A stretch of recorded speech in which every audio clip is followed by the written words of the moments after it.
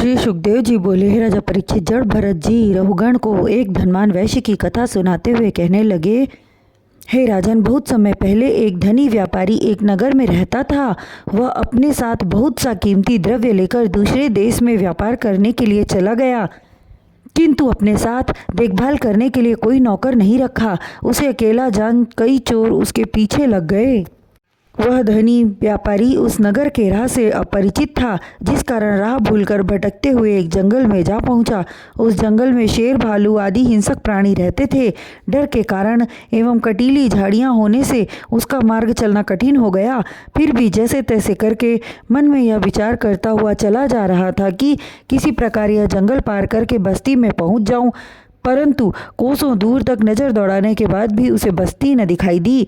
जब चलते चलते हुए बहुत रात हो गई, तब चोरों ने उसे एक स्थान पर पकड़कर लूटना आरंभ कर दिया। उस समय वैश्य ने विचार किया कि चोरों के लूटने से जो माल बच जाएगा उसी से मैं अपना व्यापार आरंभ करूंगा। किंतु चोरों ने उसके पास एक पाई न छोड़ा और मारने के लिए धमकाया।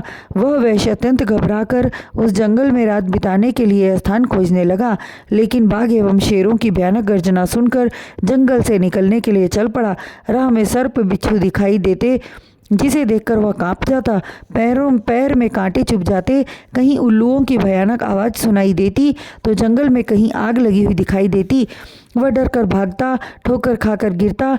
इस तरह अत्यंत दुख पाते हुए वह एक सूखे हुए कुएं में गिर पड़ा। उस कुएं में बरगद की डाल लटकी हुई थी, जिसे पकड़कर वह लटक गया। कुएं की तली में एक सांप कुंडली मारे बैठा हुआ था। आकाशीय बिजली की चमक से उत्पन्न हुई रोशनी से उसने सर्प और जिस डाली पर वह बैठा था उस डाली को कुतर रहे दो चूहों को देखकर उसका मन कांप उठा और विचार करने लगा कि यदि हाथ से डाली छूट गई तो मैं सीधा सर्प के पास जा गिरूंगा और उसके डसने से मर जाऊंगा, और यदि इसी तरह बैठा रहूंगा तो चूहे डाली को काट डालेंगे, फिर भी सर्प के मुंह में गिरूंगा। यही विचार कर वह चिंतित हो रहा था कि उसी बरगद के वृक्ष पर एक शहद का छत्ता था। जो डाली हिलने से शहद टपकता था और शहद वैश्य के मुंह में जाता था। शहद का मधुर स्वाद पाकर वह वैश्य अत्यंत प्रसन्न हो उठा। हे राजन, वह शहद माया थी, उसे प्राप्त कर वह अत्यंत प्रसन्न हो रहा था। यदि वह प्रयत्न करता तो बरगद की जिस डाली पर बैठा था उसे पकड़कर ऊपर चढ़ जाता और उसके प्राण बच जाते, किंतु उसने ऐसा न किया, क्योंकि माया रूपी शहद को पाकर इतना आनंद विभोर हो गया कि मृत्यु रूपी सत्य को भूल गया और चूहों द्वारा डाली कुतर जाने के पश्चात सर्प रूपी मृत्यु के मह में जा गिरा। यही गति संसारी मनुष्यों की है। मनुष्य माया मोह के जाल में फंसकर परमेश्वर को भूल जाते हैं और लोभ, मद, मोह, काम एवं क्रोध रूपी चोरों के साथ आठों प्रहर रहते हैं।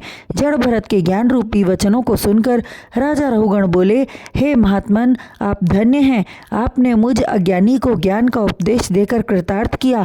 आपके सत्संग से मेरा जीवन सार्थक हो गया।